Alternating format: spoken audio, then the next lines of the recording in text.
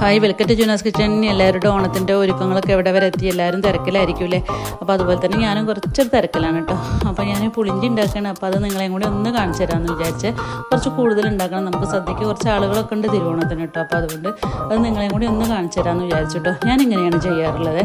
അപ്പോൾ ഒരു ഉരുളി വെച്ച് വെളിച്ചെണ്ണ വെച്ച് ചെറുതാക്കി അരിഞ്ഞ് ഇഞ്ചിയും പച്ചമുളകും നല്ല ബ്രൗൺ ആകുമ്പോൾ കുറച്ച് മഞ്ഞൾപ്പൊടിയും മുളക് പൊടിയും കായപ്പൊടിയും ഇട്ട് ഇളക്കിയതിന് ശേഷം നമ്മൾ എടുത്ത് വെച്ചിരിക്കുന്ന പുളിവെള്ളവും അതിനാവശ്യത്തിനുള്ള ശർക്കര ഇട്ട് ഒരു 2 കപ്പ് വെള്ളം ഒഴിച്ചിട്ട് നല്ലതുപോലെ കുറുക്കിയെടുക്കും കേട്ടോ. ഇതൊക്കെ നമ്മളെ കോഴിക്കുഞ്ഞുങ്ങളാണ് കേട്ടോ. അവർ നമ്മൾ സൗണ്ട് കേട്ടോ അവർ കരഞ്ഞു ഓടി വരും കേട്ടോ. അപ്പോൾ അവർക്ക് ഞാൻ കുറച്ച് ഗോതമ്പ് കൊടുത്താണ്. അപ്പോൾ നമ്മൾ എപ്പോഴും ചെയ്യുന്ന പോലെ തന്നെ അത് കുറുകി വരുമ്പോൾ വെളിച്ചെണ്ണ ഒഴിച്ച് കടുകിട്ട് ഉണക്കമുളക് ഇട്ട് കറിവേപ്പിലയിട്ട് താളിച്ചിടണം കേട്ടോ. പിന്നെ നമ്മളിത് ലാസ്റ്റ് നമ്മൾ അരി കുറച്ച് വറുത്ത് പൊടിച്ചിട്ട് അതിൻ്റെ കൂടെ വറുക്കുമ്പോൾ കുറച്ച് കറുത്ത എള്ളു ഇടണം കേട്ടോ. പൊടിച്ചിട്ട് ആ പൊടിയും കൂടി നമ്മളിതിൽ ചേർക്കും കേട്ടോ. നല്ല ടേസ്റ്റാണ്. ഞാൻ ഇതേപോലെയാണ് കേട്ടോ ഉണ്ടാക്കാറുള്ളത്.